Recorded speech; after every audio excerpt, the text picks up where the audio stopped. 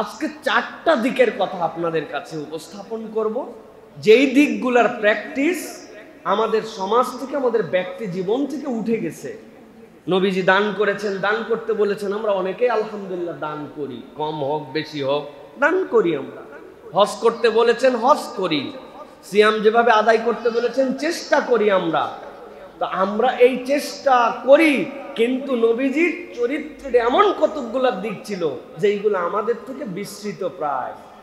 আমি এরকম চারটা দিকের কথা সংক্ষিপ্ত সময় উপস্থাপন করব।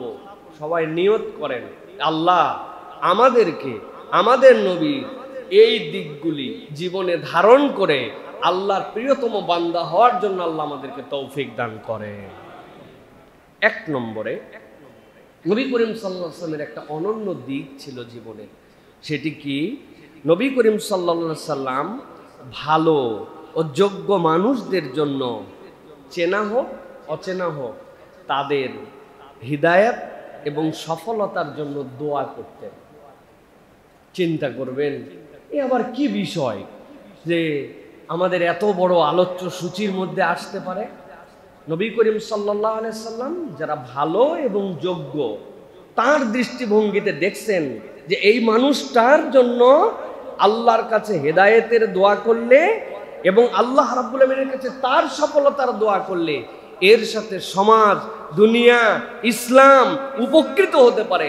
এই জন্য আল্লাহর নবী চেনা হোক অচেনা হোক, যোগ্য এবং যেই ব্যক্তিগুলো দুনিয়ার বুকে ভালো, ওই মানুষগুলোর জন্য আল্লাহর নবী নিজের থেকে দোয়া করতেন। সুবহানাল্লাহ। আল্লাহর নবী সাল্লাল্লাহু আলাইহি সাল্লাম যখন দ্বীনের দাওয়াত দিতে শুরু করলেন, মক্কার বুকে আল্লাহর নবীকে হেন কোনো কষ্ট নাই যেই কষ্ট আল্লাহর নবীকে দেয় নাই। কম বেশি আমরা সকলেই জানি, আল্লাহর নবীর দিকে ঢিল ছুঁড়ে মারা হয়েছে, আল্লাহর নবীর মাথার উপরে উটের ভুঁড়ি চাপিয়ে দেওয়া হয়েছে, আল্লাহর নবী সাল্লাল্লাহু আলাইহি সাল্লামকে হত্যা করার মতো ষড়যন্ত্র পর্যন্ত করা হয়েছে। কিন্তু আল্লাহর নবী সাল্লাল্লাহু আলাইহি সাল্লাম এমন কতকগুলা দোয়া করেছেন এমন মানুষের ব্যাপারে, যেই মানুষগুলো সেই সময়টুকুতে আল্লাহর নবীকে জ্বালাতন করার ব্যাপারে সবচেয়ে বেশি অগ্রগামী ছিল। ওই মানুষরা যদি থেমে যেত, ওই মানুষরা যদি সেই সময় মক্কায় ওই পরিস্থিতিতে না থাকতো, এত দূর পর্যন্ত করার সাহস করত না। এই দুইজন ব্যক্তির নাম ছিল, একজন আবু জেহেল আর একজন ওমর ইবনুল খাত্তাব। আল্লাহর নবী সাল্লাল্লাহু আলাইহি সাল্লাম তাদের মন্দ, তাদের খারাপ, তাদের আল্লাহর নবীর বিরোধিতা, ইসলামের বিরোধিতা সম্পর্কে খুব ভালো করে জানতেন। মক্কার লোকেরা অনেক ধরনের সাহস আল্লাহর নবীর ব্যাপারে করেছে, কিন্তু আল্লাহর নবী সাল্লাল্লাহু আলাইহি সাল্লামের এই শরীর থেকে কাল্লাটা আলাদা করে দেওয়ার সিদ্ধান্ত এর আগ পর্যন্ত কেউ নেওয়ার সাহস করে নাই। কেননা এমন একটা বংশের মানুষ, তার একটা বংশের এমন প্রভাব আছে যে যাই হোক তাই হোক, এই মানুষকে যদি হত্যা করে ফেলা হয় তাহলে এর প্রভাবটা অন্য গোত্রের উপরেও আসবে। কিন্তু প্রথম যেই ব্যক্তি আল্লাহর নবীকে হত্যা করার মতো এত দূর পর্যন্ত ঘৃণ্য সিদ্ধান্ত নিয়েছিলেন, তিনি ওমর ইবনুল খাত্তাব রাদিয়াল্লাহু তাআলা আনহু। বুঝানোর জন্য বললাম, আল্লাহ নবী সাল্লাল্লাহু আলাইহি সাল্লাম একদিন আব্দুল্লাহ ইবনে আব্বাসকে ডাকলেন। আব্দুল্লাহ ইবনে আব্বাস রাদিয়াল্লাহু তাআলা আনহু বলছেন, আল্লাহ নবী সাল্লাল্লাহু আলাইহি সাল্লাম আমার সামনে বসে দোয়া করতে শুরু করলেন আল্লাহর কাছে। কি দোয়া করলেন আল্লাহ দেখেছেন। আল্লাহর নবী সাহসিকতার যোগ্যতায় ওমরের সমান কেউ নাই, লিডারশিপের যে যোগ্যতা সেইটার যোগ্যতায় আবু জেহেলের মতো ওই মক্কার মধ্যে ওই সময় কেউ নাই। আল্লাহ নবী সাল্লাল্লাহু আলাইহি সাল্লাম অথচ আব্দুল্লাহ ইবনে আব্বাস বলছেন, যারা ইসলামের চূড়ান্ত দুশমন, ইসলামকে শেষ করে দিতে চায়, নবী তাদের জন্য দোয়া করতে শুরু করলেন, আল্লাহুম্মা আইজ্জিল ইসলাম বিআহাব্বি হাযাইনির রাজুলাইনি ইলাইক বিআবি জাহলিন আও বিউমর ইবনুল খাত্তাব। আয় রব্বুল আলামিন, আপনার কাছে আমি ফরিয়াদ জানাচ্ছি, রব্বুল আলামিন আপনি দুইজন ব্যক্তির মধ্যে থেকে যে কোনো একজনের জন্য আপনি ইসলামকে সহজ করে দেন। আল্লাহ আপনি পছন্দ করে নেন আবু জেহেল অথবা ওমর ইবনুল খাত্তাবের মধ্য থেকে কাউকে আপনি পছন্দ করে নেন। আল্লাহ রাব্বুল আলামিনের নবী জানার পরেও তাদের যোগ্যতা, তাদের দূরদর্শিতা, তাদের সমাজের নেতৃত্ব গুণটা আল্লাহর নবীর কাছে এটা প্রতীয়মান ছিল। এই জন্য ইসলামের চূড়ান্ত দুশ্মনের জন্য তাদের সফল হওয়া এবং হেদায়েতের দোয়া আল্লাহর নবী করেছেন। সুবহানাল্লাহ। মুহাদ্দিসিনে কেরাম ব্যাখ্যা করেছেন যে এই দোয়ার মধ্যেই আল্লাহ নবী সাল্লাল্লাহু আলাইহি সাল্লাম একটা কথা বলেছিলেন, যেই কারণে আবু জেহেলের জন্য এইটা আল্লাহ রাব্বুল আলামিনের কাছে দোয়াটা কবুল হয় নাই। কি কারণ? আল্লাহ রাব্বুল আলামিন নবীর কাছে, আল্লাহর নবী সাল্লাল্লাহু আলাইহি সাল্লাম আল্লাহর কাছে যখন দোয়া করেছেন, ওমর ইবনুল খাত্তাবের নামটা তার যে নাম সেই নামেই নেওয়া হয়েছিল, কিন্তু আল্লাহ রাব্বুল আলামিনের নবী দোয়া করেছিলেন আবু জেহেলের জন্য। আসলে আবু জেহেল তো তার নাম ছিল না। আল্লাহ রাব্বুল আলামিন এই মূর্খর পিতাকে আল্লাহ এই জন্য কবুল করেন নাই। আল্লাহ নবী অন্য জায়গায় বলেছেন, আল্লাহুম্মা আইজ্জিল ইসলাম বিউমর ইবনুল খাত্তাব খাসাতান। আল্লাহ তুমি ওমরের যে যোগ্যতা, ওমরের যে সাহসিকতা, মক্কার মানুষ হাজার বিরোধিতা করলো, কিন্তু আল্লাহর নবীকে কেউ দুনিয়া থেকে বিদায় করে দিবে এত দূর সাহস কেউ দেখাতে পারে নাই। আর সেই ব্যক্তি এরকম চিন্তা পর্যন্ত করতে পেরেছে, তার কত সাহস, কত বলিষ্ঠতা, কত প্রভাব। রব্বুল আমিন এই মানুষটাকে তুমি কবুল করে নাও, এই মানুষটাকে হেদায়েত দিয়ে দাও। আল্লাহর নবী চাইলে তাদের বদদোয়ার দোয়া করতে পারতেন, আল্লাহর নবীর বদদোয়াও কবুল হয়ে যেত, কিন্তু আল্লাহর নবী লোকের সফলতা, ব্যক্তিত্ব, তার গুণাগুণ, তার বলিষ্ঠতা দেখে আল্লাহর নবী সফলতার দোয়া করতে শিখিয়েছেন। সুবহানাল্লাহ। নবী করিম সাল্লাল্লাহু আলাইহি ওয়াসাল্লামের এখান থেকে আমাদের দীক্ষাটা কি? এই ঘটনা তো সবাই জানি, কিন্তু আমরা আমাদের দিলের প্রশস্ততা কমাতে কমাতে এমন জায়গায় করছি, কারো সফলতা, কারো উৎকর্ষতা, কারো উঠে যাওয়া, কেউ চ্যালেঞ্জ ডিঙায় ফেলতে পারে, এইটা আমার চোখে আর ভালো লাগে না। এদের জন্য দোয়াও করি না, এদের জন্য কামনাও করি না। হতে পারে সে স্বগোত্রীয় অথবা ভিন্ন গোত্রীয়, আমার জন্য দোয়া আসে না। এই দুনিয়াতে ইলন মাস্ক একটা ফ্যাক্টর না ভাই, বিশাল বড় ফ্যাক্টর সে। আপনি আমি কোনোদিন দোয়া করছি যে আল্লাহ এই লোকটা যে এই যে কত ইনোভেশন, পৃথিবী বদল করার মতো তার মাথার মধ্যে আল্লাহ আইডিয়া দিয়েছো, আল্লাহ এই লোকটাকে তুমি হেদায়েতের উপর কবুল করে নাও, এই লোকটাকে তুমি ইসলাম দিয়ে দাও। চিন্তা করছে বজ্জাতের বজ্জাত, ট্রাম্পের সহকারী ছিল আগে, এর জন্য দোয়া করা তো গুনাহ মনে হয়, ঠিক না ভাই? এত দূর বাদ দিলাম, নিজের ভাইয়ের জন্য দোয়া করে না। দুইজন পাশাপাশি দোকান, দুইজন পাশাপাশি প্রতিষ্ঠান, আরেকজনের দোকানে কাস্টমার বেশি যায়, আমার দোকানে কম যায়, ওই সারাদিন খালি দোয়া করে আল্লাহর কাছে, আল্লাহ এর অসুখ হয় না কেন? 7 দিন কত লোকের জ্বর হলো, এর জ্বর হয়ে পড়ে থাকে না কেন? 7 দিন 15 দিন, হ্যাঁ, দোকান বন্ধ থাকে না কেন? মানে আমার ভিতরে জ্বলে, আরেকজন কোরআন দ্রুত মেমোরাইজ করে ফেলতে পারে, তার জন্য আমার দোয়া হয় না, আল্লাহ তাকে যুগশ্রেষ্ঠ আলেম বানায় দাও, তাতে আল্লাহ আমারও একটু দিও। এই হিংসা হিংসি আমাদের দিলের থেকে যায় না। আবার পরিচয় যদি জানতে হয়, আপনি কে? উম্মতে মুহাম্মদী। আরে ভণ্ড উম্মতে মুহাম্মদী আপনি, আমি। যদি আমরা অপরের সফলতার জন্য দোয়া করতে না পারি, মানুষকে পিক করে নিয়ে তার জন্য সে যেন হেদায়েত পায়, এইটার জন্য দোয়া করতে না পারি, তাহলে আমি কেমন মানুষ? প্রিয় ভাইরা, এটা রাসূলুল্লাহ সাল্লাল্লাহু আলাইহি ওয়াসাল্লামের একটা ইউনিক গুণ ছিল। আপনি একটু ঠান্ডা মাথায় চিন্তা করে দেখেন, এটা বলতে যত সহজ হচ্ছে, কাজটা করা অত সহজ না। দিলটার মধ্যে ভিন্ন রকম পরিবেশ তৈরি হয়ে যায়। নবী করিম সাল্লাল্লাহু আলাইহি ওয়াসাল্লাম মানুষের এই জন্য, সফলতার জন্য, মানুষ যেন এগিয়ে যায় তার জন্য আল্লাহ নবী দোয়া করতেন, চেনা অচেনা উভয়ের জন্য। অচেনা লোকের জন্য করলে তো আরো বেশি উপকার। নবীজি সাল্লাল্লাহু আলাইহি ওয়াসাল্লাম বলছেন, কেউ যদি তোমার অপরিচিত ভাইয়ের জন্য, অনুপস্থিত ভাইয়ের জন্য দোয়া করে, আল্লাহ সাথে সাথে তার সাথে একটা ফেরেশতাকে দাঁড় করায় দেন। ওই ব্যক্তি অপরিচিত ভাইয়ের জন্য, অনুপস্থিত ভাইয়ের জন্য যা যা দোয়া করে, ওই ফেরেশতা আমিন বলে, এবং ওই ফেরেশতা ওই অনুপস্থিতের দোয়াগুলা ওই যেই ব্যক্তি দোয়া করছে তার জন্য করে আল্লাহর কাছে। সুবহানাল্লাহ। আমরা কখনো ওই মানুষের কল্যাণের জন্য আমরা দোয়া করি না, হেদায়েতের দোয়া করি না। নবী করিম সাল্লাল্লাহু আলাইহি ওয়াসাল্লামের একজন প্রিয় সাহাবী ছিলেন হযরত আবু হুরায়রা রাদিয়াল্লাহু তাআলা আনহু। চেনেন তো আপনারা, চেনেন না? 5374টা হাদিস রিওয়ায়াত করেছেন। কিয়ামত পর্যন্ত, যতদিন পর্যন্ত দুনিয়া ধ্বংস হবে না, হযরত আবু হুরায়রা রাদিয়াল্লাহু তাআলা আনহুকে ঈমানদাররা ভালোবাসবে, ঈমানদারদের হৃদয়ে তিনি থাকবেন। কেন? কিভাবে সম্ভব হলো এটা? 4 খলিফার মধ্যে কি উনি ছিলেন? হ্যাঁ, আশারায়ে মুবাশশারার যে 10 জন জান্নাতি তার মধ্যে ছিলেন না। উনি কি শুরু থেকেই মুসলমান ছিলেন না? কিভাবে? আল্লাহ রাসূল সাল্লাল্লাহু আলাইহি সাল্লামের খেয়াল করেন, একটা হাদিস আসছে, হযরত আবু হুরায়রা রাদিয়াল্লাহু তাআলা আনহু নবী করিম সাল্লাল্লাহু আলাইহি সাল্লামের দরবারে যান। এই দরবারে যাওয়ার জন্য তার মা তাকে খুব বকাবকি করতেন, অসংলগ্ন কথাবার্তা বলতেন। আবু হুরায়রা রাদিয়াল্লাহু তাআলার দিলটা পুড়ে যেত, যেই মানুষকে আমি সবচেয়ে বেশি ভালোবাসি আমার মা আবার তার বিপক্ষে কথাবার্তা বলে, এমন কথা বলে যেই কথা নেওয়ার মতো না। একদিন বুকের কষ্ট, চাপা কষ্ট নিয়ে নবী করিম সাল্লাল্লাহু আলাইহি ওয়াসাল্লামের দরবারে এসে বলছেন, ইয়া রাসূলুল্লাহ, আমার মার জন্য আপনি একটু হিদায়াতের দোয়া করবেন। নবী করিম সাল্লাল্লাহু আলাইহি ওয়াসাল্লাম এক মুহূর্ত দেরি করেন নাই। আবু হুরায়রা রাদিয়াল্লাহু তাআলা বলতে দেরি, নবীজি বলছেন, আল্লাহুম্মা ইহদি উম্মা আবি হুরায়রা, আল্লাহ তুমি আবু হুরায়রার মাকে হিদায়াত দিয়ে দাও।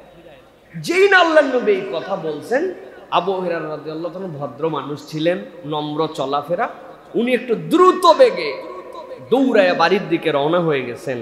যেই না বাড়িতে গেছেন, বাড়িতে যে আবু হুরায়রা বলছেন, আমি দরজা বন্ধ পেলাম, তবে দরজা বন্ধ পাইলেও যাওয়ার সময় যে মুভমেন্ট পাইছিলাম, এই মুভমেন্ট আর পাইলাম না। ভিতরে দেখি একটু ভিন্ন পরিবেশ, দরজায় ডাক দিছি, মা, তো তখন দেখি উত্তর আসে না, কিন্তু হাম্মাম থেকে গোসলের পানির শব্দ আসতেছে। তো আমি অপেক্ষা করলাম। অপেক্ষা করার পরে মা যখন দরজা খুললেন, দরজা খোলার পরেই তিনি আমার দিকে তাকায়া কোনো কথা বলার আগে বলতেছেন, আশহাদু আল্লা ইলাহা ইল্লাল্লাহ ওয়া আন্না মুহাম্মাদান আবদুহু ওয়া রাসূলুহু। আবু হুরায়রা আশ্চর্য হয়ে গেছেন, চোখ দিয়ে তার ঝরঝর করে পানি আসছে। তার মাই বলতেছে যে, আমাকে তুমি মুহাম্মাদের কাছে নিয়ে যাও। আবু হুরায়রা রাদিয়াল্লাহু তাআলা খুশিতে কাঁদতেছেন, কাঁদতে কাঁদতে আবু হুরায়রা রাদিয়াল্লাহু তাআলা মাকে নিয়ে টেনে টেনে আসতেছেন। পথ মনে হয় শেষ হয় না, আল্লাহর নবীর কাছে নিয়ে যাচ্ছে। নবীজি তার জন্য দোয়া করছেন। দৌড়ায় আল্লাহর নবী সাল্লাল্লাহু আলাইহি ওয়াসাল্লামের কাছে আসছেন। আসার পরে আবু হুরায়রার চোখের পানি, মায়ের হেদায়েতের যে আনন্দ, এইটা দেখে নবী করিম সাল্লাল্লাহু আলাইহি ওয়াসাল্লাম এবার একটা দোয়া করছেন আবু হুরায়রার জন্য। আল্লাহর নবী দোয়া করছেন, আল্লাহুম্মা হাব্বিব উবাইদাকা হাযা, আল্লাহ এই ছোট্ট গোলাম যেটা আবু হুরায়রা, এরে তুমি পছন্দ করে নাও। ইয়ানি আবু হুরায়রা ওয়া উম্মাহু ইলা ইবাদিকাল মুমিনিন, আর আল্লাহ আবু হুরায়রার তার মাকে ঈমানদার যারা থাকবে তাদের কাছে তুমি প্রিয় পাত্র বানায় দাও। সুবহানাল্লাহি ওয়া বিহামদিহি ওয়া হাব্বিব ইলাইহিমুল মুমিনিন, আর তাদের দিকে মুমিনদের কাছেও তাদেরকে প্রিয় পাত্র করে তোলো। মুমিনদের জন্য তারা যেন প্রিয় হয়, তাদের জন্য মুমিনরা যেন প্রিয় হয়।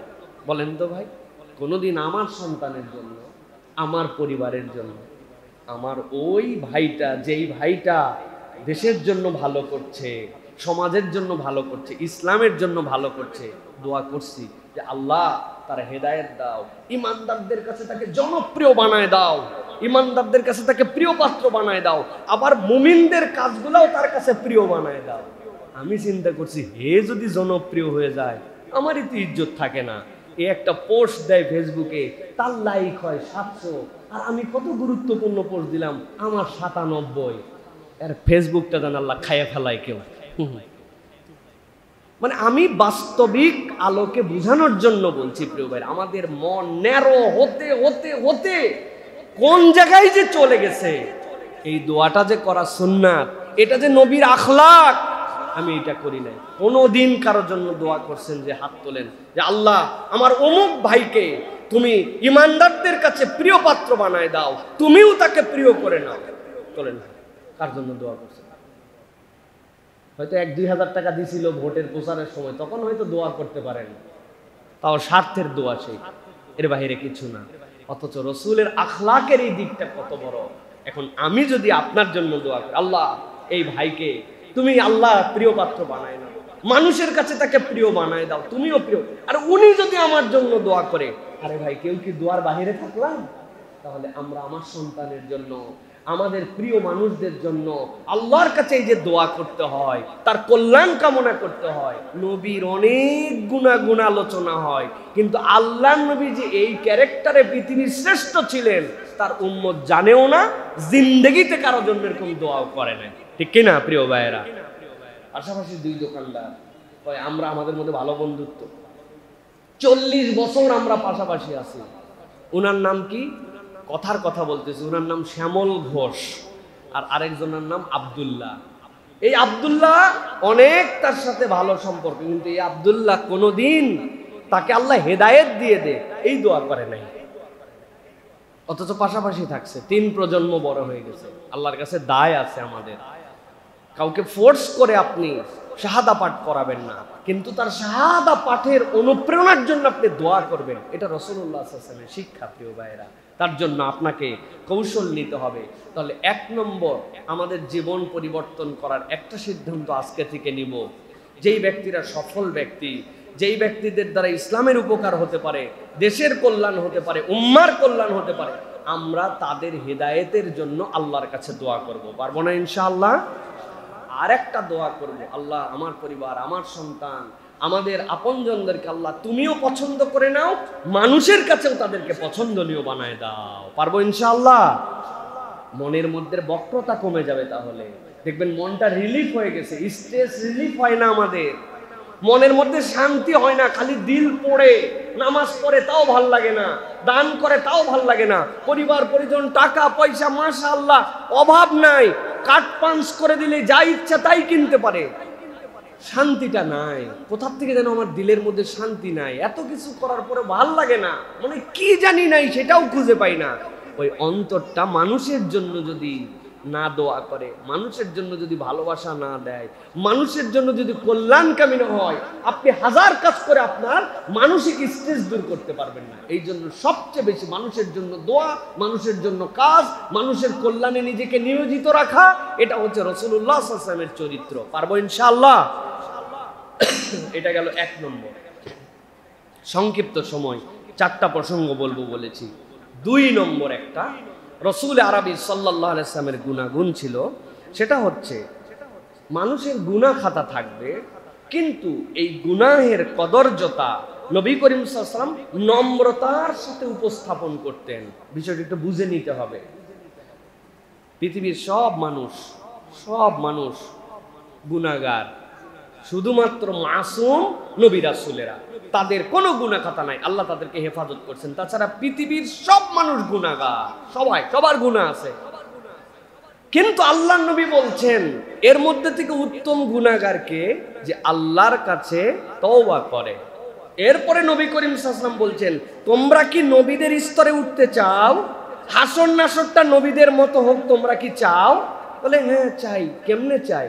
নবী করিম সাল্লাল্লাহু আলাইহি ওয়াসাল্লাম বলছেন, আল্লাহর কাছে যে তওবা করে কামাল্লা যামবালাহ, এমন যেন তার গুনাহই নাই। নবীদেরও যেরকম গুনাহ নাই, তওবা করে আল্লাহর কাছে যদি যেতে পারে তাদেরও গুনাহ নাই। সুবহানাল্লাহ। কিন্তু মানুষ মাত্র গুনাহ আছে, গুনাহ হবে। নবী করিম সাল্লাল্লাহু আলাইহি ওয়াসাল্লামের সৌন্দর্যতা ছিল, তিনি গুনাহের কদর্যতা নম্রতার সাথে মানুষকে এমন ভাবে বুঝাতেন যে ওই বান্দার এই বুঝানোর ধরনেই সে তওবা করে ফেলতো। সুবহানাল্লাহ। আবু উমামা রাদিয়াল্লাহু তাআলা আনহু নবী করিম সাল্লাল্লাহু আলাইহি ওয়াসাল্লামের কাছে আসছে। ভালো করে শুনেন, সাহাবায়ে কেরাম পাশ দিয়ে বসে আছে, আবু উমামা আসছেন। ইয়া রাসূলুল্লাহ, আপনার কাছে একটা অনুমতি নিতে আসছি, জাস্ট ইয়েস বলে দিবেন, আমি চলে যাব। বলো আবু উমামা, কি বিষয় তোমার? বলে ইয়া রাসূলুল্লাহ, আমার তো বিয়ে করা হয় নাই, আমি একটু জেনা করতে চাই, আমাকে জেনার জন্য আপনি অনুমতি দেন। পাশের সাহাবীরা সব বলছে, থাম বেকুব কোথাকার, কিসের অনুমতি নিয়ে আসছিস? মানুষজন নবীর কাছে কথা বলে নাকি? লোকজন বন্ধু বান্ধব যারা তারা গুতা দিয়া তারে গাধা নাকি নবীর কাছে আসছে জেনার অনুমতি নিতে? এটা ব্যাককল কথা, কানা ঘোষা, চিপা চাপা, ধাক্কা ধুক্কা দিয়া তারে কন্ট্রোল করা। নবীজি তো দেখে ফেলছেন, শুনেও ফেলছেন। নবীজি বলেন, আবু উমামাকে আসতে দাও, আমার পাশে আসতে দাও। তোমরা কেন ওরে বসাচ্ছ? কেন ওরে চাপা চুপা দিয়া, ঘোষা ঘাসা দিয়া ওরে চুপ করাচ্ছ? আবু উমামা, আবু উমামা নবী করিম সাল্লাল্লাহু আলাইহি ওয়াসাল্লাম আসছেন, হাদিসের মধ্যে আছে নবীজি তাকে এমনভাবে বসাইছেন তার পাশের সাথে নবীজির পাশ লাগানো। বলছেন, আবু মামা তুমি আমার কাছে অনুমতি নিতে আসছো, তবে আমি তোমার কাছে আগে 4টা বিষয় শুনবো, এরপরে তুমি যে সিদ্ধান্ত দিবা তোমার সিদ্ধান্তই সিদ্ধান্ত হবে। বলেন ইয়া রাসূলুল্লাহ, দেখছো এরা সবগুলো আমার সাথে কিরকম করতেছিল, আর নবী করিম সাল্লাল্লাহু আলাইহি ওয়াসাল্লাম জিনিসটা পজিটিভলি নিছেন, নিয়ে আমাকে ডেকে পাশে বসায় বলতেছেন, সব কিচ্ছু বোঝে না। নবী করিম সাল্লাল্লাহু আলাইহি ওয়াসাল্লাম কত স্নেহ দিয়ে আমারে, ঠিক আছে বলেন ইয়া রাসূলুল্লাহ। বলছে, শোনো, তোমার কাছে এসে কেউ যদি বলে আমি তোমার মার সাথে জেনা করতে চাই, আবু মামা অনুমতি দিবা না? বলি, ইয়া রাসূলুল্লাহ, আমার মার সাথে? আর আমার মতো যুবক ছেলে বেঁচে থাকতে ওয়াল্লাহি আল্লাহর কসম কোনোভাবে সম্ভব না। গুড, খুবই ভালো ছেলে, তুমি মার সাথে জেনা করার অনুমতি কোনো ছেলে দিতে পারে? ওকে, আচ্ছা মা বাপ তোমার তো উনি গর্ভধারণ করছে, তোমার বোন একটা উপযুক্ত আছে, বোনের সাথে একজন এসে জেনা করতে চাইছে, ডু ইউ অ্যালাউ? তুমি পারমিশন দিবা? ইয়া রাসূলুল্লাহ, আমি একটা ভাই, আর আমার বোনের সাথে কেউ এসে জেনার অনুমতি চাবে, আমার কাছে তো অনুমতি নিয়ে জেনা করবে, কিভাবে এটা সম্ভব? আমার গায়ে রক্ত থাকতে যোগ্য ভাই, একটা সত্যিকার ভাই, এইটাই, তার বোনকে কেমনে জেনা করতে দেবে? গুড, আচ্ছা ঠিক আছে, মা বাদ বোন বাদ, তোমার খালা, তোমার মায়ের বোন, তাকে? ইয়া রাসূলুল্লাহ, খালা মানে কি? খালার সাথে তো মা বলি, খালাম্মা, আমার মায়ের বোন, তার ইজ্জতহানি করবে আর আমি এটা মেনে নিব? ওহ, মায়ের দিকের প্রতি টান থাকে, নানি বাড়ির প্রতি মানুষের টান থাকে, বাদ দিলাম। ফুপু, তোমার আব্বার বোন, হ্যাঁ, বলছে আমার বংশ এইটা, আমার ফুপুর বেইজ্জতি মানে আমার বেইজ্জতি, মায়ের থেকে আমার বংশ না, বাপের থেকে আমার বংশ, আমার ফুপুর জন্য কিভাবে আমি অনুমতি দিতে পারি? নবীজি বললেন, দ্যাটস এন্ড। ওকে, তাহলে তোমার মার অনুমতি দিবা না। দুনিয়াতে যত যার কাছে জেনা করতে যাবা সে কারো মা হতে পারে, বোনের সাথে করতে দিবা না, সে কারো বোন হতে পারে। নবী এর পরে মায়ের নানির দিকে নিয়ে আসছেন, খালা, খালার সাথে করতে দিবা না, সে যার সাথে জেনা করবা তার কারো খালা হতে পারে। আর তুমি ফুপুর সাথেও জেনা করতে দিবা না, কেউ তোমার কারো দিক থেকে তার বাপের নেসবত হতে পারে। তুমি যদি এই 4 দিকেরই 4টা ডালপালায় কাউকে করতে না দাও, তাহলে তুমি যার সাথে এই কাজ করতে চাও সেও তো এরকম কেউ হতে পারে। ও মামা, এখন বলো তোমার কি এই কাজ করা? মাথা নিচু হয়ে গেছে, ইয়া রাসূলুল্লাহ, আমি বুঝি নাই, আবেগের তাড়নায় আমি ভুল করে ফেলছি। আল্লাহ নবী কিচ্ছু বললেন না, কাঁধের মধ্যে হাত দিয়ে আবু উমামার জন্য দোয়া করতেছেন। সব সাহাবী দেখতেছে, আল্লাহুম্মা গফির যামবাহ ওয়া তাহহির কলবাহ ওয়া হাসসিন ফারজাহ। আল্লাহ, আবু উমামা ভুল করে এই কথা বলছে, আল্লাহ তার গুনাহটা তুমি ক্ষমা করে দাও। গুনাহ করছে কে? আবু উমামা। দোয়া করতেছে কে? আল্লাহর নবী। আল্লাহ নবী বলছেন, ওয়া তাহহির কলবাহ, তার অন্তরটাকে তুমি পরিশুদ্ধ করে দাও। ওয়া হাসসিন ফারজাহ, আল্লাহ তার চরিত্রটাকে তুমি সুদর্শন, মানে সুস্পষ্ট সুন্দর তাকে বানায় দাও, তার চরিত্রটাকে। আবু উমামার থেকে এরপরে কোন যুবক মদিনাতে ছিল না এত সুন্দর চরিত্রবান, এত সুন্দর নিষ্কলুষ দিলওয়ালা। সুবহানাল্লাহ। তাহলে আপনার আমার কাছে এসে যদি কেউ বলে, এর থেকেও নিম্নমানের কথাও যদি বলে, আমার অ্যাপ্রোচ কি হবে? আর এই অ্যাপ্রোচ রাসূলুল্লাহ সাল্লাল্লাহু আলাইহি ওয়াসাল্লাম শিখালেন। গুনাহ, খারাপ, এই কদর্যতাকে রাসূলুল্লাহ সাল্লাল্লাহু আলাইহি ওয়াসাল্লাম কিভাবে তাকে বুঝায়া তাকে হেদায়েতের রাস্তায় তুলে দিলেন, এই সৌন্দর্যটা আমাদের মধ্যে নাই। এই ফজর পড়ছিস? মাথা হালাই, ফজর পড়া হয় নাই। যোহর পড়ছি, আসর পড়ছি, মাগরিব পড়ছি, এশা না। তোর ফজরই নাই আর এশাই নাই, তুই হাকাও বাকি নামাজ পড়ে তুই কি করতেছিস? গর্দব কোথাকার। ও চিন্তা করছে যদি ফজরই নাই, বাকি নামাজের মূল্য নাই, আগামীকালকের থেকে আল্লাহর দয়ায় জোহর আসর মাগরিব সবই বাদ দিছে। ভালো করছে তো, ঠিক না ভাই? ভালো করে নাই? আরে আমি তো বলছি তার ফজর নাই তো তার কিচ্ছু নাই, অথচ ইন্ডিভিজুয়ালি 5 ওয়াক্তের সালাত আলাদা আলাদা করে ফরজ হয়েছে। ফজর আলাদা ফরজ, জোহর আলাদা ফরজ। আপনি বলতে পারতেন সুবহানাল্লাহ, 3 ওয়াক্ত পড়ে ফেলাইছিস ভাই, খালি ফজরটা বাদ গেছে, এটা পড়লে তো তোর পূর্ণ হয়ে যাবে। পারবি ইনশাআল্লাহ। তোর মোবাইল নাম্বার দিয়ে রাখিস, আমি ওই সময় কল দিব, দিয়ে ডাকবো। উনি কল দিবে না, উনি ডাকবে না, উনি ফজরে নিবে না, কিন্তু কথা বলার সময় এমন একটা ইনজেকশন দিছে যে ওর আমল বরবাদ। ঠিক না ভাই? দেখলাম দান করতেছিস, আবার চকচকা নোট বাইর করে দিচ্ছিস। আরে দেখায় দান করলে কোনো দানই হয় না, এটা ভয়ঙ্কর চক্কর আমরা বুঝি। এর হয়তো মনের মধ্যে এরকম কোনো ইন্টেনশনই ছিল না, কিন্তু আপনি এমন একটা খোঁচা মারছেন যে কসুর দান করা লাগবে, দানই করলাম না, আর দিলটা মাইরে দিলেন আপনি। এটা নবীওয়ালা আখলাক নয়। এই অ্যাপ্রোচটা উম্মতে মুহাম্মাদি হিসাবে একজন আরেকজনের জন্য আমরা করতে পারি না, অথচ আমরা নবীওয়ালা চরিত্রের অধিকারী। বউয়ের সাথে কথা বলার সময় বাউন্ডারিওয়ালা থাকে না, শেষ পর্যন্ত নিয়ে যাইয়া বলছি ময়াকার গয়ে দীর্ঘই কোথাকার, বানান করে দিব, বানান করে দেই না। আহা, আপনি কি গালিটা দিয়ে বসছেন যার সাথে আপনার সম্পর্ক, যার ঐরসে আপনার সন্তান, তার কৃতজ্ঞতার দিকগুলো আপনার একবারও মনে আসে নাই, কিন্তু তার না পাওয়ার দিকটা আপনার কাছে এত ফোর্স করছে যে আপনি এক বাক্যে সব উড়ায় ফেলে দিচ্ছেন। এই চরিত্র আমাদের আছে কিনা? একটু জোরে বলেন, আছে কিনা? পিছনের পোলাপান বিয়ে করেন, আপনারা তো বিয়ে করছেন। এটা নবীজির চরিত্র না। কদর্যতাটা, গুণাটা নম্রতার সাথে প্রকাশ করা, এর মধ্যে একটা আখলাকি চরিত্র থাকবে যেইটার দ্বারা ওই মানুষ হিদায়াতে উদ্বুদ্ধ হবে। কিন্তু আমরা এক্সট্রিম হার্ড লাইন, এই হার্ড লাইন এইটা রাসূলুল্লাহ সাল্লাল্লাহু আলাইহি ওয়াসাল্লামের চরিত্র ছিল না।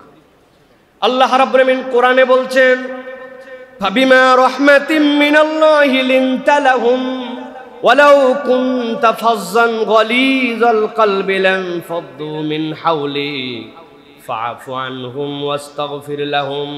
আল্লাহ বলছেন, ও আমার হাবিব, আপনার অন্তরটা এমন ভাবে নরম করে দেওয়া হয়েছে, আপনার আচরণটা এমন ভাবে কোমল বানিয়ে দেওয়া হয়েছে। ওয়ালাউ কুনতা ফাজ্জান গালিযাল কলব, আপনি যদি কড়া হৃদয়ের হতেন, আপনার মধ্যে যদি রূঢ়তা থাকতো, আপনি যদি এমন ধরনের আচরণ করতেন, তাহলে মানুষ আপনার পাশে থাকতো না। আল্লাহ নবী সাল্লাল্লাহু আলাইহি সাল্লামের চরিত্রটা একটু খেয়াল করেন। সবাই জানেন, আবার রিমাইন্ড করাই দেই। নবীজি সাল্লাল্লাহু আলাইহি সাল্লাম 11টা গোত্র থেকে 11 জন তলোয়ার নিয়ে দাঁড়ায় আছে, আল্লাহ নবীকে হত্যা করে ফেলবে। আল্লাহ নবী সাল্লাল্লাহু আলাইহি সাল্লাম সাথে সাথে আল্লাহর পক্ষ থেকে ওহী আসলো, নবী করিম সাল্লাল্লাহু আলাইহি ওয়াসাল্লামের কোনো চিন্তা নাই। ওয়াজআলনা মিন বাইনি আইদিহিম সাদ্দান ওয়া মিন খালফিহিম সাদ্দান ফাগশাইনাহুম ফাহুম লা ইউবসিরুন। তারা চোখে দেখে নাই নবীজিকে, আল্লাহ রাব্বুল আলামিন পর্দা দিয়ে দিয়েছেন। কিন্তু এই জায়গায় মূল ঘটনাটা ভিন্ন। নবীজি চলে যাবেন, আলী রাদিয়াল্লাহু তাআলা কে ডেকেছেন, আলী বসো। কি জন্য? এই ধরো, এই গাট্টিটা দেখতে পাচ্ছ, এই গাট্টিটা হচ্ছে উমুকের। এই যে দেখতে পাচ্ছ টোপলা, এই টোপলাটা অমুকের।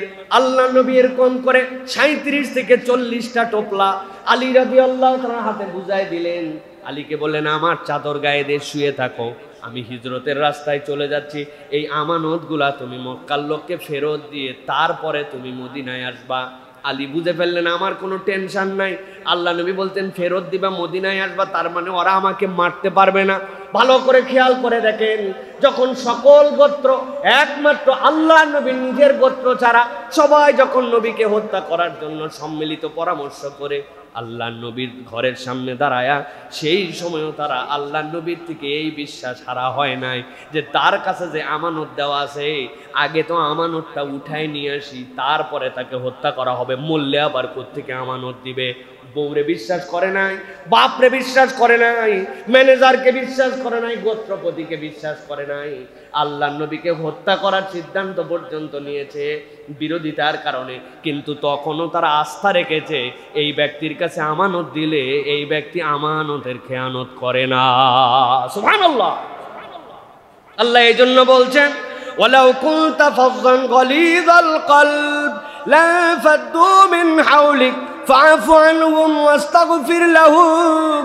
ও আমার হাবিব, আপনাকে দায়িত্ব দেওয়া হলো, আপনি তাদেরকে ক্ষমা করতে থাকেন আর আপনি তাদের জন্য আল্লাহর কাছে ইস্তেগফার করতে থাকেন। এইটা হচ্ছে নবীওয়ালা চরিত্র। মানুষের প্রতি মানুষের রাগ থাকবে, বিরাগ থাকবে, যৌক্তিক কারণে তার জন্য মামলা মোকদ্দমাও হয়ে যেতে পারে। ইসলাম এখান থেকেও বাধা দেয় না। ইসলাম বলেছে কেউ যদি তার নিজের অধিকার আদায়ের জন্য সংগ্রামে লিপ্ত হয় আর সেই সংগ্রামে যদি মারা যায়, আল্লাহ তাকে শাহাদতের মৃত্যু দিবেন। কিন্তু তার সাথে বিদ্বেষ ভাবাপন্নতা, তার জন্য ক্ষমা না চাওয়া, ইস্তেগফার না চাওয়া, নিজের হৃদয়কে ক্রুয়েল হৃদয় বানায় ফেলা, এইটা ঈমানদার আর উম্মতে মুহাম্মাদির চরিত্র হতে পারে না। এই জন্য আব্দুল্লাহ ইবনে আমর রাদিয়াল্লাহু তাআলা আনহু বলছেন, আমি পূর্ববর্তী কিতাবের পণ্ডিত ছিলাম, পূর্ববর্তী কিতাবগুলা পড়ে পড়ে দেখেছি। নবীর হাতে তো আগে বায়াত হয়েছি, কিন্তু পূর্ববর্তী কিতাবগুলার মধ্যে আমার নবীর কি কি বৈশিষ্ট্যের কথা বলা ছিল। তিনি বলছেন উম্মতে মুহাম্মাদির এই 5টা বৈশিষ্ট্যে নিজেদেরকে বৈশিষ্ট্যমণ্ডিত করা উচিত। পৃথিবীর যত পূর্ববর্তী কিতাব ছিল সব কিতাবে আল্লাহ নবীর 5টা বৈশিষ্ট্যের কথা বলা ছিল। 1 নম্বরে তিনি কঠোর হবেন না, 2 নম্বরে তিনি কঠিন ভাষায় কথা বলবেন না, 3 নম্বর অযথা তিনি বাজারের মধ্যে যে ঘোরাফেরা আর আড্ডাবাজ হবেন না, 4 নম্বর মন্দ আচরণ উত্তম আচরণ দিয়ে তিনি ফিরায় দিবেন, আর 5 নম্বর তার চরিত্রটাই হবে ক্ষমাশীল এবং দয়ালু। সুবহানাল্লাহ। পূর্ববর্তী সব কিতাবে আল্লাহ নবীর এই চরিত্র বর্ণনা করে দিয়েছেন, তিনি ক্ষমাশীল এবং দয়ালু মানুষ হবেন। অযথা বাজারে যে ঘোরাফেরা করবেন না, মানুষকে মন্দকে কখনো মন্দ দিয়া কাঁটা দিয়ে কাঁটা তোলা, এই চরিত্র নবীওয়ালা চরিত্র হবে না। কঠিন ভাষায় তিনি কথা বলবেন না, এমন কথা বলে দিছে কলিজার ভিতরে ঢুকে গেছে একবারে। মানুষ পাছায় লাথি মারা ভুলে যায়, গালে থাপ্পড় মারা ভুলে যায়, কিন্তু আপনার কথার দেওয়া কষ্ট মানুষ ভুলতে পারে না। কথা ঠিক না ভাই? দিলের মধ্যে এটা থেকে যায়। এই জন্য এইগুলো হচ্ছে নবীওয়ালা চরিত্র। প্রিয় ভাইরা, আমাদেরকে এই বিষয়গুলি থেকে সব সময় সতর্ক থাকতে হবে। নবী করিম সাল্লাল্লাহু আলাইহি ওয়াসাল্লাম প্রত্যেকটা ক্ষেত্রে কমলতার দৃষ্টান্ত উপস্থাপন করেছেন। আরেকটা ঘটনা আপনাদের কাছে বলি। মাইজ ইবনে মালিক রাদিয়াল্লাহু তাআলা আনহু, তার যে জিনার হদ, এই ঘটনাটা পুরা মুহাদ্দিসিনে কেরামদেরকে পর্যন্ত আলোড়িত করেছে। তারা উল্লেখ করেছেন নবী করিম সাল্লাল্লাহু আলাইহি ওয়াসাল্লাম তার প্রতি কি কমল ছিলেন। হযরত মাইজ এসে বলেন, ইয়া রাসূলুল্লাহ, আমাকে পবিত্র করেন, আমি এই অপরাধ করে ফেলেছি। নবীজি তাকে কি বলেছেন জানো? ধ্বংস হোক, তোমার ধ্বংস হোক, চলে যাও, তওবা করো আল্লাহর কাছে। যে এটা কেউ দেখে নাই, হুদামিসা তুমি আমার কাছে এটা বলতে আসছো, তোমার ধ্বংস হোক। সেই লোক তো বেপরোয়া, তার দিলের মধ্যে তাকওয়া ঢুকে গেছে। সে এসে বলছে, ইয়া রাসূলুল্লাহ, আমাকে দয়া করে আপনি পবিত্র করেন, আমার প্রতি আপনি হদ কায়েম করেন। নবী করিম সাল্লাল্লাহু আলাইহি ওয়াসাল্লাম বললেন, লোকটা পাগল নাকি, এর মাথা ঠিক নাই, এই গোত্রের লোকজনকে ডাক দাও তো, এর মাথা মনে হয় ঠিক নাই। দেখেন নবী করিম সাল্লাল্লাহু আলাইহি ওয়াসাল্লাম তাকে বাঁচায় দিতে চান। কেউ দেখে নাই, 4 জন সাক্ষী লাগবে, একান্তে গুনাহ করছে, আল্লাহর কাছে একান্তে মাপ চাবে, কিন্তু ওই সাহাবীর দিলের মধ্যে ঢুকছে, কিয়ামতে যদি আল্লাহ ধরে আমার তওবা কবুল হয়েছে কিনা আমি তো জানি না, তাহলে দুনিয়ায় যদি যা অপরাধ করছে তার হদ হয়ে যায়, আল্লাহ তো আমাকে পার করে দিবে। আর নবী চিন্তা করছেন, ও তো যে অনুতপ্ত হৃদয় নিয়ে আসছে, ক্ষমা চাইলে তো আল্লাহ মাফ করে দিবে। বলে লোকটা পাগল মনে, এই গোত্রের লোকদেরকে ডাক দাও। গোত্রের লোকদের ডাক দিছে, ডাক দেওয়ার পরে বলছে, না ইয়া রাসূলুল্লাহ, তো মাথা ঠিকই আছে আমরা জানি। বলছে, তাহলে ও এই কাজ করে নাই, মনে হয় একটু আবেগের বশবর্তী হয়ে সেই মহিলাকে চুমুটুমু দিছো, ঠিক না? নবী বলছেন, চুমুটুমু দিছে হয়তো। বলছেন, না ইয়া রাসূলুল্লাহ, আমি তো একদম সবচেয়ে কঠিন কাজটাই করে ফেলছি, ইয়া রাসূলুল্লাহ আপনাকে পবিত্র করেন। নবীজি প্রথমে পাগল বলে, তারপরে তাকে খেদায় দিয়া, তারপরে গুনাহ লঘু করে দিয়ে, যেহেতু সেটা প্রকাশিত নয়, কোনো নারী তার বিরুদ্ধে অভিযোগ করে নাই, নবীজি চাইছেন, কিন্তু সেই লোক তারপরেও এইটা করতে পারে নাই। তখন নবী করিম সাল্লাল্লাহু আলাইহি ওয়াসাল্লাম বললেন, ইসলামের বিধান যা, তার প্রতি রজম করো, তাকে হদ কায়েম করে দাও তার প্রতি।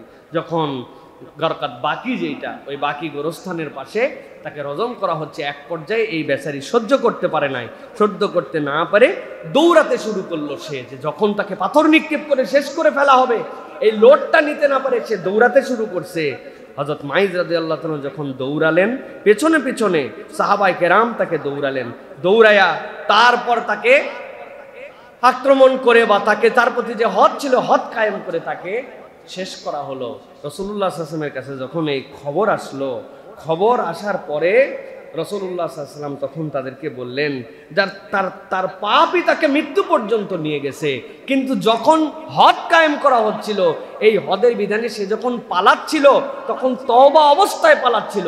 বান্দারা যদি এই অবস্থায় তাকে ছেড়ে দিতে তাহলে আল্লাহ তার তওবা কবুল করে নিতেন। সুবহানাল্লাহ। নবী করিম সাল্লাল্লাহু আলাইহি ওয়াসাল্লাম শেষে বললেন যে তোমরা বলতেছো মাইজের গায়ের রক্ত কারো গায়ে পড়ার কারণে যে একজন পাপিষ্টের রক্ত আমার গায়ে পড়লো, মাইজ এই অবস্থায় যে তওবা করেছিল, পুরা মদিনাবাসীর মধ্যে যদি ওই তওবা ভাগ করে দেওয়া হতো মদিনাবাসী পুরা মাফ পেয়ে যেত। সুবহানাল্লাহ। রাসূলুল্লাহ সাল্লাল্লাহু আলাইহি ওয়াসাল্লাম মানুষকে প্রায়োরিটি দিয়েছেন, মানুষের খুদ ধরে তাকে শেষ করে দেওয়ার কখন নবী করিম সাল্লাল্লাহু আলাইহি ওয়াসাল্লামের পক্ষে ছিলেন না। নবী করিম সাল্লাল্লাহু আলাইহি ওয়াসাল্লামের চরিত্র ছিল যে তাকে কিভাবে বাঁচায় দেওয়া যায়, তাকে কিভাবে আল্লাহ রাব্বুল আলামিনের কাছ থেকে লঘু বানায় দেওয়া যায়, পাপকে বড় করে দেখানো, এটা আমাদের ইমানদারদের চরিত্র হতে পারে না। এখন আমরা দোষ তালাশ করি, তাই না ভাই? গোপন দোষ। আমি তো বলি ভাগ্যিস ওমর রাদিয়াল্লাহু তাআলা আনহুর সময় ভিডিও ক্যামেরা ছিল না। যদি থাকতো তাহলে ওমর রাদিয়াল্লাহু তাআলা যেভাবে তলোয়ার নিয়ে নবীজিকে হত্যা করার জন্য বেরিয়েছিলেন, এটার একটা ক্লিপ যদি খালি থাকতো তাহলে ওমর রাদিয়াল্লাহু তাআলা যত ভালোই কাজ করুক মাঝে মাঝে ওইটা আনতাম। নবীরে মারতে গেছিলে, এখন আবার ফুটানি মারো তুমি, সকল আলগা গল্প দিও না, তোমার অতীত আমার জানা আছে। হ্যাঁ, এই ভিডিও মাঝে মাঝে আমরা পাবলিশ করতাম, ঠিক না ভাই? আমাদের এখন বর্তমান ক্যারেক্টার তো তাই। আমরা কে কাকে, কার কদর্যতাকে প্রয়োজন অনুযায়ী সামনে নিয়ে এসে তাকে শেষ করে দিব, এই টেন্ডেন্সির দুনিয়া চলতেছে। আর এইটাতে আমাদের থেকে আগায়া এই মুহূর্তে পৃথিবীর কেউ নাই। আমরা এই দিক দিয়ে 1 নম্বরে আছে, ঠিক না ভাই? এই একটা দিকে অন্তত আমরা আগাতে পারছি, আলহামদুলিল্লাহ বলেন। আলহামদুলিল্লাহ তো না? নাউযুবিল্লাহি মিন যালিক। প্রিয় ভাইয়েরা, এই জন্য আল্লাহ রাব্বুল আলামিন কোরআনুল কারীমের মধ্যে বলছেন আকিমিস সালাতা তারাফাইন নাহার যুলাফাম মিনাল লাইল। তোমরা সালাতের ব্যাপারে সংরক্ষণশীল হও। ইন্নাল হাসানাত ইউযহিবনাস সাইয়্যাত। নিশ্চয় কল্যাণ দিয়ে কেবল অকল্যাণ দূর করা যায়, এগুলা ঢেকে ফেলে। যখন আমি সওয়াবের কাজ করব, মানুষের জন্য আন্তরিক হব, তখন আমার এই গুনাহ খাতাগুলা ঢেকে দেন আল্লাহ। প্রিয় ভাইরা, এবার 3 নম্বর, একদম সময় সংক্ষেপ এই জন্য বলি। প্রিয় ভাই, নবী করিম সাল্লাল্লাহু আলাইহি ওয়াসাল্লামের আরেকটা চরিত্র ছিল, শিশুদেরকে তিনি এত বেশি আদর যত্নে বড় করছেন যেটা অন্য কোনো মানুষের দ্বারা সম্ভবই নয়। শিশুদের ক্ষেত্রে রাসূলুল্লাহ সাল্লাল্লাহু আলাইহি ওয়াসাল্লাম এত বেশি যত্নশীল ছিলেন। আমরা শিশুদের ব্যাপারে যত্নশীল নই। বলে কে বলছে হুজুর? ভালো স্কুলে ভর্তি করার জন্য চেষ্টা করি, সকালে নিয়ে যাই, বিকালে নিয়ে আসি, যা কিনতে চাই তাই কিনে দেই।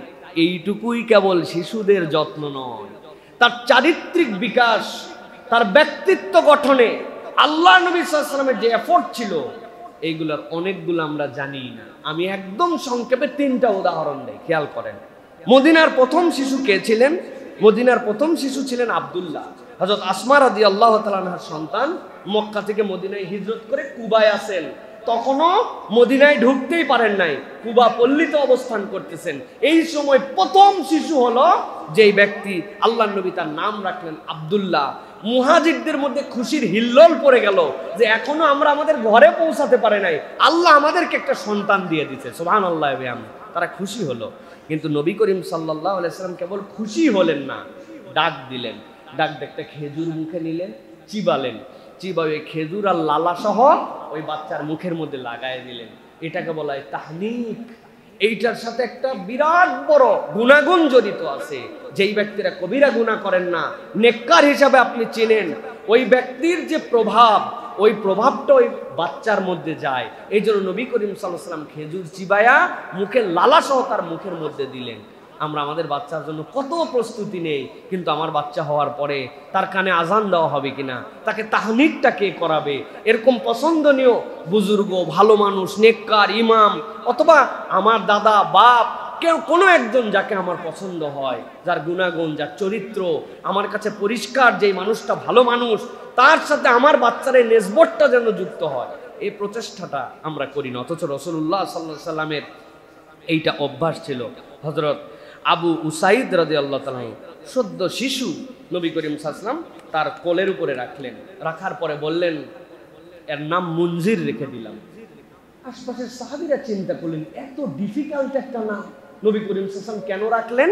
পরে রাসূলুল্লাহ সাল্লাল্লাহু আলাইহি ওয়াসাল্লাম ব্যাখ্যা করছেন যে শোনো, বীরে মাউনার যে ঘটনা, যেখানে আল্লাহর নবীর পক্ষে যাওয়ার পরে বহুত সাহাবায়ে কেরামকে কৌশলের মধ্যে ফেলে হত্যা করে ফেলা হয়েছে, এই আবু উসাইদ রাদিয়াল্লাহু তাআলার সদ্য ভূমিষ্ঠ যে শিশু আবু উসাইদের আব্বাও ওই বীরে মাউনার মধ্যে ছিলেন।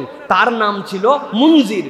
আল্লাহর নবী দাদার নামে নাতির নাম রাখলেন, রেখে বললেন ইনশাআল্লাহ তোমার বংশে যেই মানুষ হারাইছে আল্লাহ এই সন্তানটাকে দিয়ে তোমার গৌরব আবার ফিরায় দিবেন। সুবহানাল্লাহ। সান্ত্বনা দিয়ে দিলেন, শিশুর মধ্যে একটা বীরত্বের গাঁথা তার মধ্যে ঢুকায় দিলেন, তার নামের মধ্যে একটা প্রভাব এই সৃষ্টি করবে এরকম একটা নাম ঢুকায় দিলেন। আমরা সাহাবীদের নামে নাম রাখতে লজ্জা পাই, অথচ আপনারা অবাক হয়ে যাবেন। হাদিসের মধ্যে আছে আব্দুল্লাহ ইবনে আব্দুল্লাহ, আব্দুল্লাহ ছেলেরও নাম, বাপেরও নাম, দাদারও নাম, তিনজনই আব্দুল্লাহ। অথচ বলে আমার ফ্যামিলির মধ্যে হুজুর এই নাম আছে, স্বাস্থ্য ভাইয়ের নামই হচ্ছে আব্দুর রহমান, অতএব আর রাখা যাবে না। খুঁজে খাইজে নাম রাখছে রামিম, কোরআন শরীফ থেকে। সুন্দর নাম না? রামিম মানে হচ্ছে জাহান্নামীদের জন্য পচা পুঁজ। ওই ছেলের নাম রাখছে রামিম। আরেক মহিলার নাম রাখছে তানিয়া, এত সুন্দর তানিয়া। ওই মহিলা সারা জীবন অসুস্থ। তানিয়া মানে ঝিমুনি, ঘুমানোর আগে যে কুঁচা ধরে থাকে ওইটাকে বলে তানিয়া। উনি মোহব্বত করেন নাম তানিয়া রাখছে। এই মহিলা সারা জীবন কোনো কাজে স্পিড পায় না। এইরকম আমরা আজগবি আন্দাজি আমরা নাম রেখে দিছি, অথচ নাম রাখার ক্ষেত্রেও। আচ্ছা বলেন তো, বাংলাদেশে একটা জাহাজ আছে যেটা কোনো লঞ্চ টঞ্চ ডুবে গেলে ওইটাতে উদ্ধার করে, নাম কি জানেন? কি? হামজা। দেখছেন, নামের একটা ভার আছে, না বুঝেই নাম রাখে নাই। এই নামের বুনিয়ানুম মারসুস মনে আছে তো? হ্যাঁ, F-16 আর বুনিয়ানুম মারসুস ভুলে গেছেন আপনারা না? কয়েকদিন আগের ঘটনা তো। এগুলা নামের একটা প্রভাব আছে প্রিয় ভাইরা। নবী করিম সাল্লাল্লাহু আলাইহি ওয়াসাল্লাম এটাকে গুরুত্ব দিতেন। আবু তালহা আনসারী রাদিয়াল্লাহু তাআলা বলতেছেন যে তিনি উটের পিঠে নবী করিম সাল্লাল্লাহু আলাইহি ওয়াসাল্লাম তেল লাগাচ্ছিলেন, এমন সময় তার সন্তানকে নিয়ে আসলেন। নবীজি গুরুত্বপূর্ণ কাজ বাদ দিয়ে বললেন তোমার কাছে খেজুর আছে? নবী করিম সাল্লাল্লাহু আলাইহি ওয়াসাল্লাম আছে। নবী করিম সাল্লাল্লাহু আলাইহি ওয়াসাল্লাম একটু খেজুর চিবায়া আবু তালহা আনসারীর বাচ্চার মুখের মধ্যে দিয়েছেন। নবী অবাক হয়ে দেখছে এই বাচ্চা কেবল হয়েছে, এ দেখি খেজুর চাটতেছে। নবী বলছে আনসারীদের কাছে খেজুর খুব পছন্দ হয়েছে, ছোটবেলার থেকে খেজুর খায়। সুবহানাল্লাহ।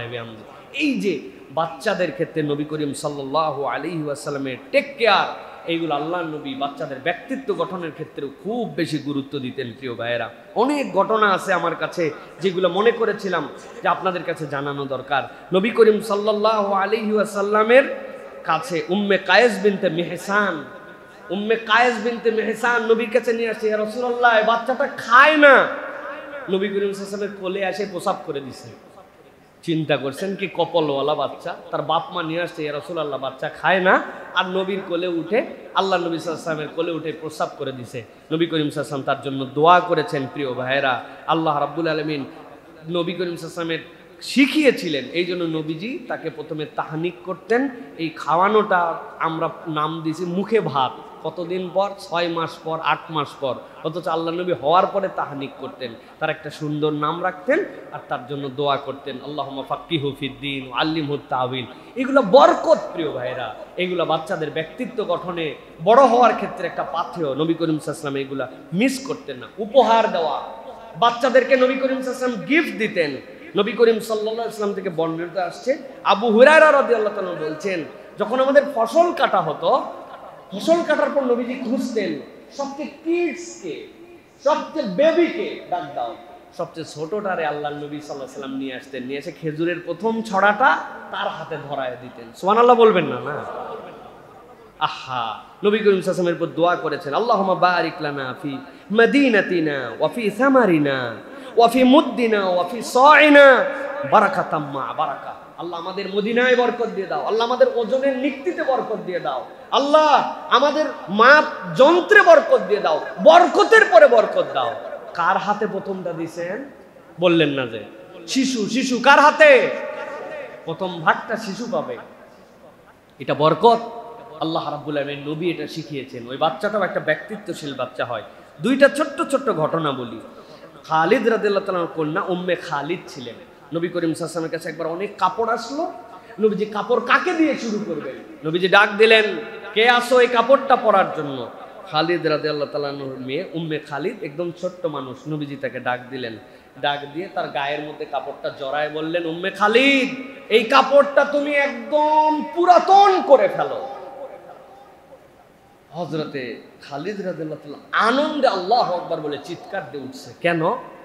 কারণ আরবরা যদি কারোর জন্য দোয়া করত, এই কাপড়টা ময়লা করে ফেলো বা এই কাপড়টা পুরাতন করে ফেলো, এর মানে সে যেন দীর্ঘ হায়াত পায়।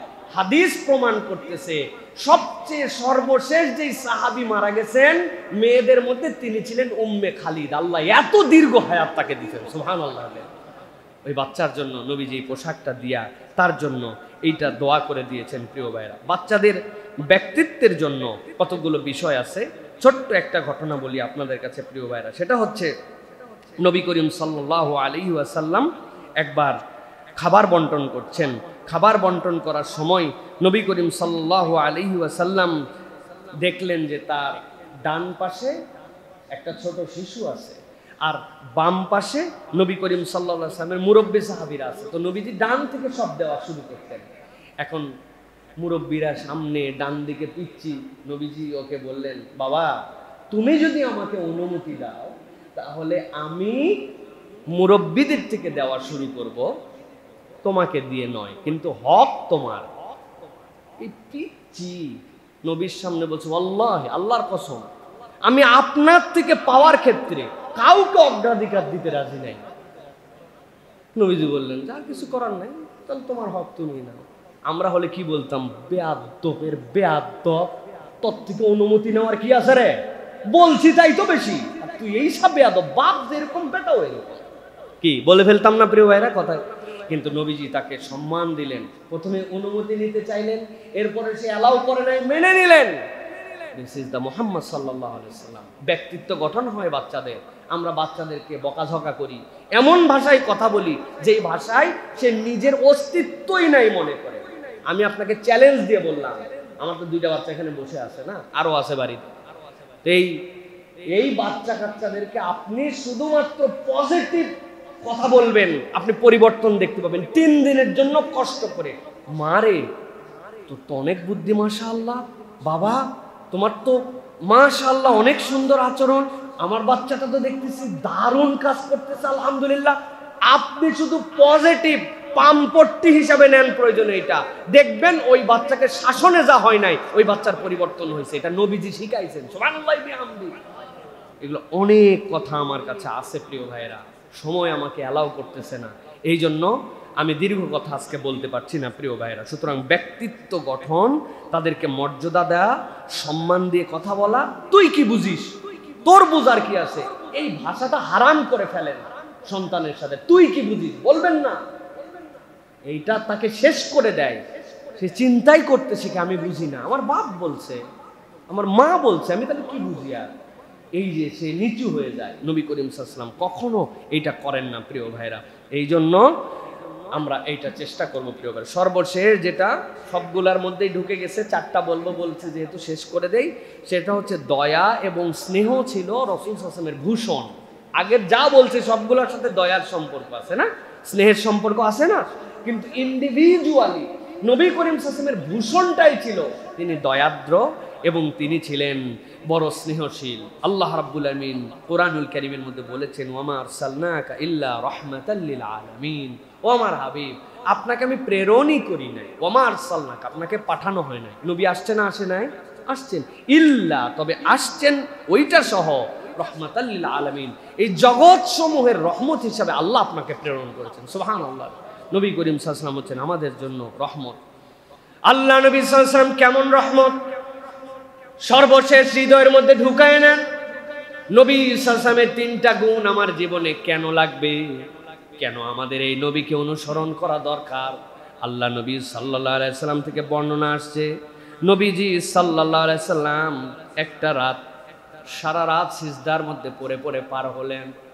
সাহাবী সকালবেলা ওঠার পরে নবীজির পাশে ছিলেন, উঠে বলেন, ইয়া রাসূলুল্লাহ, হাবিবাল্লাহ, কি আশ্চর্য দেখলাম, পুরা রাত তো এক আয়াত পরে আপনি পার করে দিলেন, কিছু আর পড়েন নাই, এক সিজদার মধ্যে আপনার রাত পার হয়ে গেল।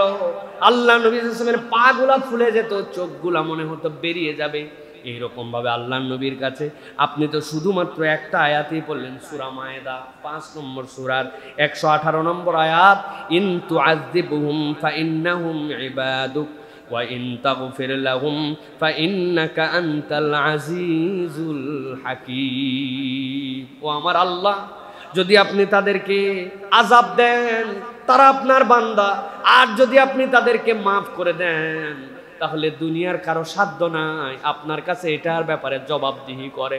আল্লাহ নবী সাল্লাল্লাহু আলাইহি ওয়াসাল্লাম সারা রাত একটা আয়াত পরে কানলেন, একটা আয়াত পরে সিজদায় শেষ করলেন। সাহাবী বললে, ইয়া রাসূলুল্লাহ বুঝলাম না, এক আয়াতে পুরা রাত পার হয়ে গেল। আল্লাহ নবীর সাথে সাথে উত্তর দিচ্ছেন, ও আমার সাহাবী, এমনি এমনি এই আয়াত আমি পড়ি নাই, এইটার পিছনে কারণ ছিল রে।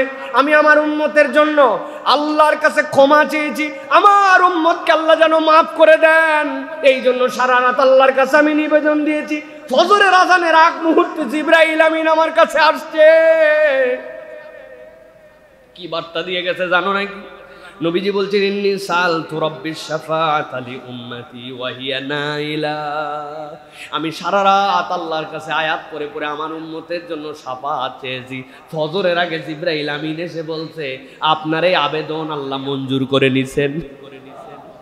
ওয়া হিয়া নাইলা, আল্লাহ রাব্বুল আমিন কবুল করেছেন, তবে ছোট্ট একটা শর্ত দিয়েছেন। আল্লাহ রাব্বুল আমিন বলেছেন, লিমান লা ইউশরিক বিল্লাহি শাইআ, কেউ যদি আল্লাহর সাথে কেবল শিরিক না করে, শিরিক মুক্ত ঈমান নিয়ে আসতে পারে, আল্লাহ নবীকে আল্লাহ এমন শাফাতের পারমিশন দিবেন, তার উম্মতের যত গুনাহ থাক আল্লাহ তার উম্মতকে মাফ করে দিবে। নবীজি সাল্লাল্লাহু আলাইহি ওয়াসাল্লাম উম্মতের জন্য কেঁদেছেন, সারা রাত এক আয়াত পড়ে আল্লাহর কাছে আবেদন পর্যন্ত দিয়েছেন। আল্লাহ রাব্বুল আমিন এই জন্য আমার নবীর থেকে বিনয়, আমার নবীর থেকে কমল, আমার নবীর থেকে স্নেহশীল কোনো মানুষ পাঠান নাই। উম্মতে মুহাম্মাদীর পরিচয় কখনো রাগান্বিত রূঢ় স্বভাবের, উগ্র স্বভাবের মানুষের পরিচয় হতে পারে না। নবীর সাথে মিল রেখে উম্মতে মুহাম্মাদীর পরিচয়টাও হবে তারা বিনয়ী, কমল হতে হবে চরিত্রে, আচরণে, কথায়, বক্তব্যে, মানুষের সাথে সহানুভূতিতে। এটাই মানুষ। কিন্তু আমি রূঢ় স্বভাব, এটা আবার ফুটানি করে বলে, আমি যে কেমন রাগী এটা তো তুই জানিস না ভাই, প্রকাশ হয় না এখনো। মানে উনার রাগও উনার একটা বড়াই আছে না ভাই? এই ফুটানি আপনি করেন নাই কোনোদিন? করছেন? আমার রাগ তো দেখিস নাই, খালি এক রূপ দেখছিস। আরে বাবা, এটা উনি ফুটানির আইটেমের মধ্যে নিয়েছে। এটা আপনার কোনো ফুটানি না, এটা আপনার ব্যর্থতার চরিত্র, এটা মানবিকতার বাহিরের চরিত্র। ক্রুয়েলিটি এইটা পশু পাখির চরিত্র হতে পারে, মানুষের চরিত্র হতে পারে না। যদি হয় আপনাকে চেঞ্জ করতে হবে। প্রিয় ভাইরা, আল্লাহ বলে, ওয়াকফির জানাহাকা লিমান ইত্তাবাআকা মিনাল মুমিনিন। ও আমার হাবিব, আপনি পাখির মতো আপনার ডানাগুলাকে বের করে দেন ঈমানদারদের জন্য। ওর নিচে তারা আশ্রয় নিবে, নবীর কাছে আশ্রয়। নবীকে দেখলে শান্তি লাগে, তার আচরণ, তার ব্যক্তিত্ব এগুলা প্রভাবিত করে, অথচ উম্মতে মুহাম্মাদী আমাদেরকে প্রভাবিত করে না। প্রিয় ভাইরা, এই জন্য বলবো আমাদের জন্য, প্রিয় ভাইরা, এই আমাদের সকলকে বিনয়ী হওয়ার জন্য চেষ্টা করা উচিত। আমাদের সব মানুষকে রাসূলুল্লাহ সাল্লাল্লাহু আলাইহি ওয়াসাল্লামের এই জন্ম মাস যেটা আমরা বলতেছি, এটাতে সিরাহ পাঠে আমাদের জন্য উদ্বুদ্ধ হওয়া উচিত। প্রিয় ভাইরা, আসেন আজকে আমরা একটা শপথ নেই এই 4 গুণাগুণের সাথে, যে এই মাস থেকে আমরা যে কোনো একটা সিরা, যে কোনো একটা নবী চরিত আমরা পড়তে শুরু করবো ইনশাল্লাহ। পারবো ইনশাআল্লাহ? আন্দাজে ইনশাল্লাহ বলবেন। এই ইনশাল্লাহ মানে ফাঁকি দেওয়া ইনশাল্লাহ, যে ইনশাল্লাহ বলার সাথে সাথে মুখ দিয়ে বলে ফেলে, এই ইনশাল্লাহ বিপজ্জনক। ইনশাল্লাহ কার্যকর ইনশাল্লাহ বলতে হবে। একটা বই কিনবো ইনশাল্লাহ, পারবেন ইনশাল্লাহ? আগের একটা বই আছে, ওই বই আপনি কি বলবো, আর মন খারাপের অনেক কথা আছে। আপনার বাড়িতে বহুত ধরনের উপন্যাস আছে, কিন্তু বহুত ধরনের নবী চরিত নাই। আছে নবী চরিত বহুত ধরনের, বহুত ধরনের নবী চরিত আপনার থাকলে সমস্যা কোথায়? কত ধরনের নবী সাল্লাল্লাহু আলাইহি ওয়াসাল্লামের জীবন বৃত্তান্তর বই আসতেছে, যেগুলো আমরা পড়ি না। আমরা একটা চুজ করে, পছন্দ করে একটা নবীর জীবনী পড়বো। যারা বিগিনার একদম শুরু করতেছেন, আর রাহিকুল মাকতুম দিয়ে শুরু করতে পারেন। এরপরে আমার নবী, নবীজি, তারপরে হচ্ছে বায়ানের আছে রাসূলুল্লাহ সাল্লাল্লাহু আলাইহি ওয়াসাল্লাম, নবী মুহাম্মদ, কত ধরনের যে সিরাতের বই আছে। আপনার এরকম একটা আনন্দ হয় না যে আমার বাড়িতে কেউ আসলে বলতে পারবো যে এই দেখেন আমার একটা সেলফ আছে বানাইছি, ওখানে 20 ধরনের নবীজির জীবনী আছে এবং এগুলো আমি সবগুলা পড়ছি, মাঝে মাঝে কলম দিয়ে দাগ দিছি। কত কিছু দেখান আপনি, শোপিস দেখান, শোকেস দেখান, প্লেট দেখান, বাসন দেখান, জীবনে ব্যবহার করেন। এই যে সাজায় রাখছে, কবে যে খাবেন আপনার শোকেসের ওই থালা বাসনটাতে। বাচ্চা কাচ্চা বুড়া হয়ে গেল, তাও মা বাইর করে কোনোদিন খাওয়ালো না। এই ডিনার সেট সাজায় রেখে দিয়েছেন আপনি, কিন্তু আপনার বাড়িতে নবী করিম সাল্লাল্লাহু আলাইহি ওয়াসাল্লাম এরকম চারিত্রিক বৈশিষ্ট্যের বিভিন্ন বই খুঁজে খুঁজে প্রত্যেক বছর একটা দুটা বই পড়ছেন, কিনছেন। পারবেন ইনশাআল্লাহ? পারবেন ইনশাআল্লাহ? মানে আমি যদি বেঁচে থাকি তাহলে মাসের শেষ জুমা, আশা করতেছি আগামী মাসের শেষ জুমাটা দিয়ে তারপর আবার একটু দেশের বাইরে যাব, কিন্তু এখানে দিতে পারবো। ওই সময় হাত তোলালে হাত তুলতে পারবেন তো হুজুর, যে আমি যে কোনো একটা চটি বই হলেও নবীজির জীবনীর একটা বই আমি পড়ে শেষ করছি? কারা কারা এই শপথ নিতে পারেন ইনশাআল্লাহ? দেখি ছাত্ররা। কি বাবা তোমাদের কি সমস্যা বাবা? তালেব ইলমদের কাজই তো পড়া এটা।